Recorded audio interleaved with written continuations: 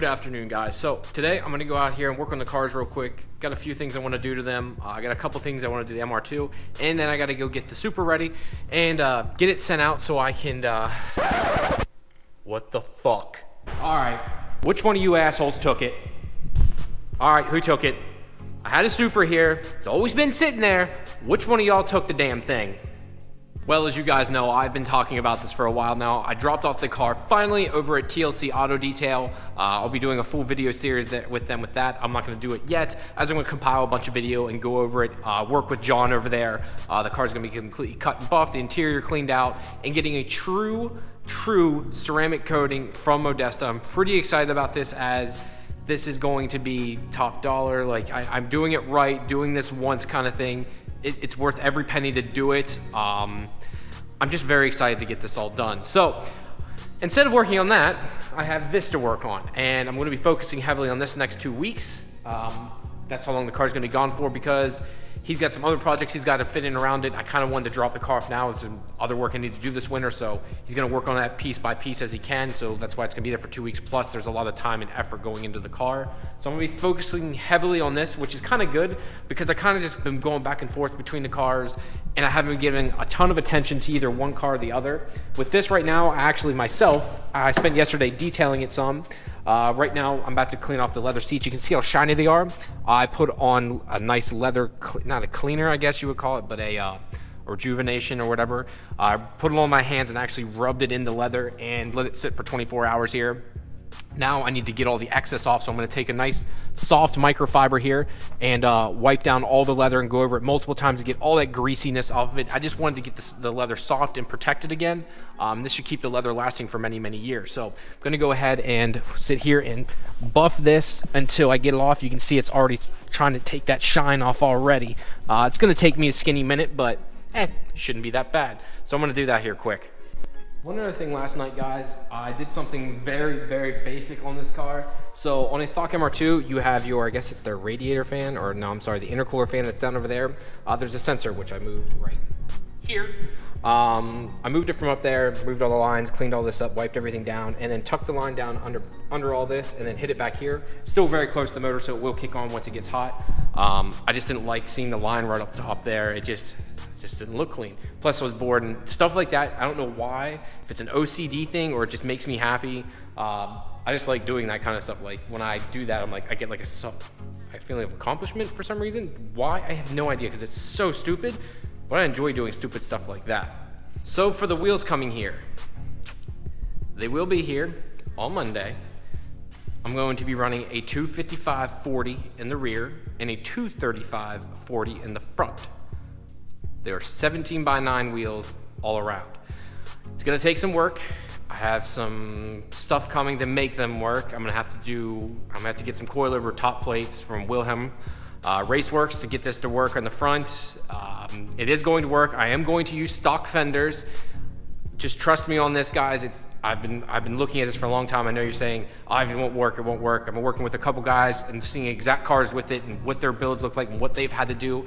Copy it, and then I don't want to be quite as aggressive as them, so I'm going to make sure the wheel's sunken back in as far as possible and I have as much room as possible to get these things to fit. It is going to be very close to the coilover. I want it tucked in as much as you can get it. You guys will see, and I think you guys are going to like it. One other thing I'd like to do, I wanted to keep it a stock body, but I'm pretty sure I'm going to do like every other MR2 owner, get the Goretti side skirts, leave the back spats stock, and then get either Campos, I think it's Campos, I'm not sure, guys. Campos, or get the Goretti front lip on this, and to give it a little bit more lower of a look. Obviously, when I throw coilovers on it here, do the suspension over, put sway bars stuff on it, it'll be a little bit lower, but it won't be low enough for me, and the kit itself and all those effects will make it look low enough, in my opinion. I just don't know how well they fit. My concern with side skirts is this. I worry about stupid stuff like this. So when you do that, I'm assuming they have to come inside here some and rub against this. My issue is, how much is it going to rub? Where is it going to be seamed at? Is water going to build up there? Is it going to cause this to all rust out? That's the kind of stuff I worry about, and I'm not sure about. I'm not sure how it attaches underneath. So when you do kits on a Supra, underneath the whole under panel there's a stock skirt almost. You undo all that, and then you can use those bolt holes. This doesn't have that. So I'm wondering how you guys structurally or rigidly put those kits on. I don't know how that all works. But the car's so clean right now, it has me a little concerned if I should do all that. I will be getting rid of all this silver trim or gray trim, whatever you guys call it, getting rid of this, painting it white. I don't know how this comes off yet. I need to research that. I feel like I know there's a screw right here, I think. Nope. I have no idea how that comes off. Like, I'm afraid just to yank on it too, because I don't want to break it, but I don't know how you guys get that crap off. So maybe you guys can give me a little help there. Let me know down in the comments below. Also, for anyone wondering what I'm talking about, the camber plates here, I'm gonna go ahead and pop my frunk, whatever you MR2 guys call this stuff. So, on the front of the car here, where your coils go, they mount. See if I can get the hood open with one hand. Right here, you only have so much limited room. So what they do is they make an adjustable camber plate that you can put up front here with a spherical bearing that Wilhelm Raceworks makes that allows for more room and more adjustment. I don't know if I'm gonna run it yet, but I think I am. I'm also gonna use his front adjustable end links. I'm going to use this for sure because we're lowering it and all that stuff. Apparently MR2s are nothing like the Supra. You literally can just throw coils on it, slam that bitch to the ground. In stock, they have so much adjustment, you can do whatever you want. Apparently MR2s have like no adjustment to them, so you have to do a shit ton of work to get them low and look nice. And get a little bit better stance of the car. So it does kind of suck I have to do all that extra work, but it'll look good in the end. So I'm thinking about doing that from Wilhelm. Another thing too is I want to clean some of this up here. I would like to put a bigger battery in the car. The one in it seems kind of weak. I'm not sure what the cold cranking amps is. I'm going to pull this out here. I'm actually put it on the tester, see what it's at, and then see on top of it, see if it can tell me what the cold cranking amps are. One other thing I wanted to ask you MR2 guys, does it make sense to put a different strut tower bar in the front? So if you can see here from the factory, it has this little black bar there. Does it really help to add an aftermarket one? Has it been proven to do anything at all? If you guys could let me know down in the comments below, I'd appreciate it. I don't know if they do anything or not. I'd also like to get the, what is it called? I don't know, it has like two scoops here that kind of dip down in. You can almost, looks like you could sit two babies inside of it. I've seen NSXs with it. I'm not sure what that hood's called, but I freaking love it. I just want to make sure I can run one without putting hood pins in. I hate hood pins. So if there's one out there, guys, please let me know. I'd love to know about it. Go ahead and shut the door here, since that's all done and clean. Take it to the back of the car here. Since we haven't gotten exhaust on it yet, I don't know how you guys do this. I'm not sure if you take that off of the grinder or not, but this little metal, almost like protector fin, or I'm not sure what you even call this, it feels really chintzy. I mean, it's metal, but it's really, there's not much to it. I feel like I bend it up by hand. I haven't done it. I'm not sure if you guys cut that off. Do you bend it up or something? I'm not sure what you do. I'd like to eliminate it, as I'm going to go to an aftermarket exhaust here, and the exhaust look nice, so I'd love to be able to show it off. But how do you guys remove that? Are you grinding it off, taking a grinder and cutting it off completely, or are you just folding it up? What are you guys doing? On top of that, what exhaust do I go with? So TCS Motorsports no longer makes exhaust at this time. They just decided not to make some right now. They're just kind of holding off, seeing where the market's going. So I've been looking at Burke. I've been looking at the Blitz NUR and Urspec. I'm not sure how I feel about that exhaust one. I don't really like the single exit. I would prefer a dual exit exhaust, but I want something that's loud. You know, that's why I was going with the TCS. I wanted something that was loud without being eBay and fitting like crap. I know the Burke fits well. I know the Blitz fits well. I love the look of a single exit HKS exhaust. I love the way that exhaust looks, but again, no longer, I don't think it's made. And on top of that, it's way too quiet. And from HKS, it was not fully stainless steel. The muffler was stainless, but the rest of the exhaust was just mild steel, which rusts. And I always hated that. If I'm paying top dollar, it better be fully stainless steel. So I'm not going to pay $700-800 for something that's going to rust out. It just doesn't make much sense to me. So let me know what you guys think. What should I do? And does anyone ever want these exhausts? This is a turbo stock exhaust. Does anybody want that? I'll give it to you because I don't want it and I don't feel like throwing it away. So I'll unbolt it, get it up high enough so I don't have to cut it off, and give it to whoever would like to come here and pick it up. And you can hang with me for a little bit. Maybe we'll do a video together if you got an MR2. Let me know. Maybe we'll do that down in the comments too. Let me know what you guys would like to do with something like that, because I'd love to have people stop by. Plus, I'd like to meet more MR2 guys. It is going to suck not having the Supra after driving it today, and I've been driving it a good bit here these last couple of days after Jeff drove the car and beat the shit out of it.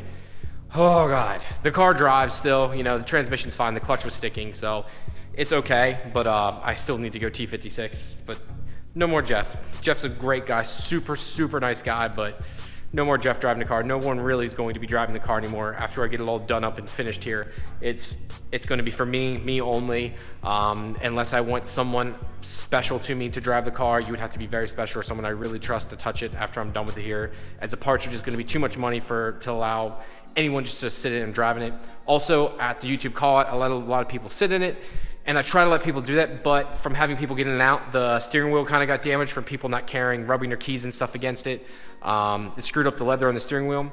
I'm going to have it fixed here, but once I do the new steering wheel, again, I don't want that happening. I take care of it more than someone else getting in and out. So it's kind of going to be one of those things where, well, I'm not going to let everyone sit in the car like I used to. It's just one of those things. So this car, it's still kind of like whatever to me. Maybe eventually once this gets real nice, it would get that way, but right now, and not like anybody really cares about this car. So that's a little bit different, but just a little bit of information for y'all. Probably should have mentioned the offset in this wheel, and this is where you guys are gonna be like, oh God, Ryan, this is aggressive, and it is. It's going to be 17/9 plus 22 all around. Yes, that is aggressive, I know. And there's been people that said, oh, it won't work. I've seen the wheels fit, it is aggressive. You have to do some work to them, but I definitely can make them work. Up front here, I'm probably gonna have to remove some of this stuff here.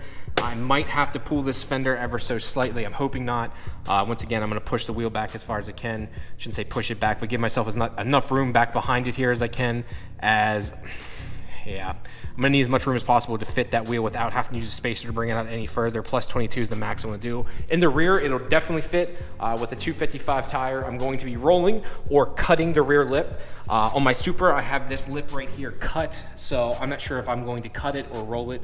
I feel like cutting it is better because people think, well, then you expose the metal. Well, you just paint it. If you roll it, you're allowing water and dirt get up underneath that rolled piece, and this will rust out over time, which I do not want happening. So that's one thing I worry about too. So if you guys have ever rolled these or cut these, probably cutting more knowingly. If you've done it, please let me know.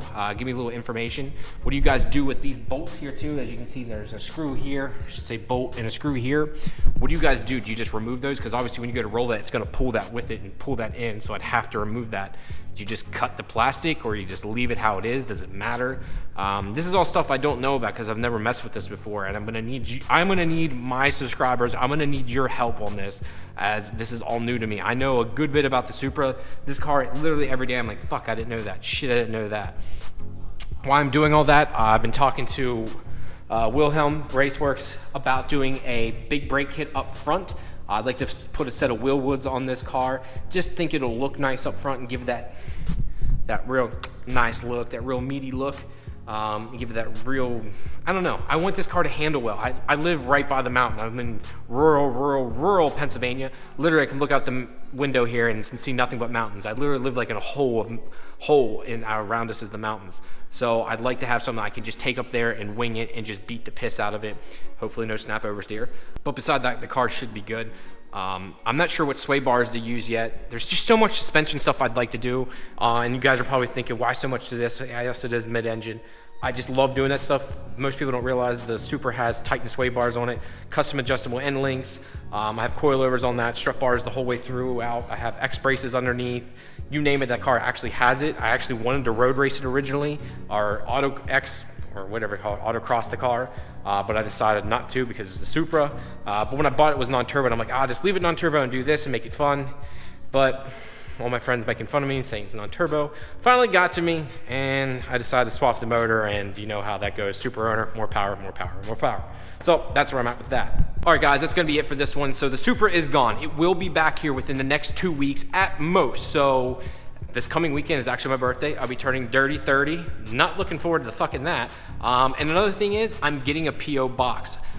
I keep getting asked for people to send me stuff. I'm not asking for anything, but people want to send me stuff for this, that, and the other. And the more I think about it, like, I really shouldn't have you send it to my personal address. I should get a P.O. box, and as cheap as it is. So I'm gonna be getting a P.O. box. So if there's anything you guys would like to send me, or if I'm gonna send anything out, it'll be coming from there now. So let me know. If you guys wanna send me something, shoot me a message. I'll give you the P.O. box, or maybe I'll just start putting it down in the description. Let me know what y'all think. Thank you very much. Go check down below for my social media pages. Also, my website, and buy some merch. I got new t-shirts and new hats. Decals are coming. I'm still working as I want a specific way these things will fit. I've ordered 3 different sets already. They don't look as nice as I'd want them to be, so I'm waiting on one other company yet. Hopefully they come out the way I want, and then you'll have them. Thank you very much, guys, and I'll talk to you later.